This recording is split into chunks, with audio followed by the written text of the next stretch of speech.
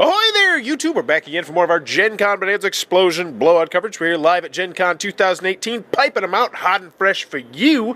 Thanks in part to our amazing Kickstarter backers and these amazing companies right here who donated games so we could run the Kickstarter. Huge thanks to them, and of course our sponsors, Tasty Minstrel Games and Minion Games. Be sure to click on those links and show them some love.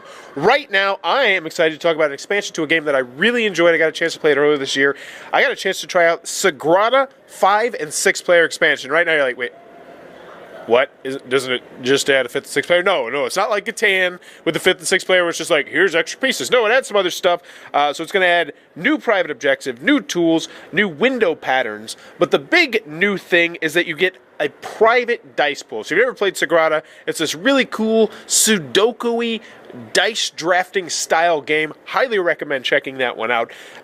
But this one is actually going to add like this little round dial at the top of your window. And at the beginning of the game, you're going to roll 10 dice, 2 of each color, and put them into that. Those are dice that you are going to have to use no matter what. If you can't use them, well, tough cookies, you're screwed. Now, what it changes about the regular base game is normally you would draft 2 dice from the pool, and you would roll those, and you would have 1 extra dice left over. With this one, though, so in a 4-player game, we only rolled 5 dice, which means everybody's going to draft 1 dice, then 1 die goes to the first player round thing. Now, at first glance, I was like, wow, I think this is going to make it a little bit easier because there'll be more forward planning.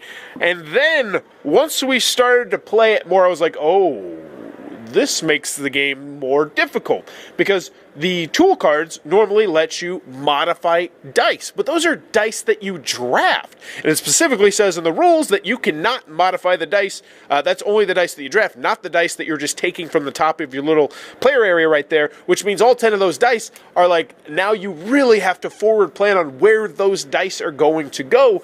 And one thing I liked about the original game, and it makes it a lot more difficult with this version, is the draft is more difficult. Like before, you were always pretty much guaranteed maybe to get 1 dice that you wanted because there's a whole bunch of dice out there. But this one, especially if you're going 3rd or 4th, it's like there's slim pickings on those dice. I did actually like the increased difficulty as well. I think it's an interesting variant. It's one of those ones where it's easy to implement. I don't know if I would play with it every time, though, which is nice. I kind of like one's modules where you might leave it in, you might take it out. But there's also new private objective cards that have like little parts of your 4x4 grid that are highlighted, and those parts are going to score you points. So if you have 6s there, you're going to get more points. But that's what you're going to get. And then, of course, components for a 5th and 6th player. So I really like Sagrada. I thought it was a really enjoyable game. I really like this expansion, and I thought it adds a unique element. And honestly, I would not play with it every time. I think if I was trying to have a more lighthearted game of Sagrada, where it's just people talking around, chit-chat and stuff like that, I would not add this into it. Whereas with this one, I felt like it was even more thinky because it's like, oh my gosh, how am I going to use the screen 4 up here, and this yellow 2, and this and that.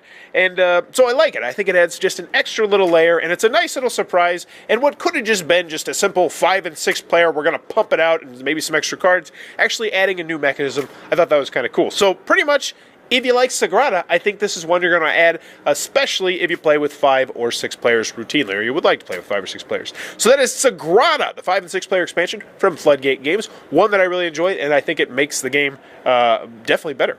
So if you're enjoying what I'm doing, please be sure to click on that subscribe button down below and in the comments below. Let me know. Sir, I have a question for you. Yes, hello. Chinese buffet, Mexican buffet, or Golden Corral? Like a mixture of everything.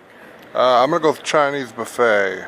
Incorrect, sir. The correct answer was Golden Corral because they have Chinese buffet up there. Some Chinese.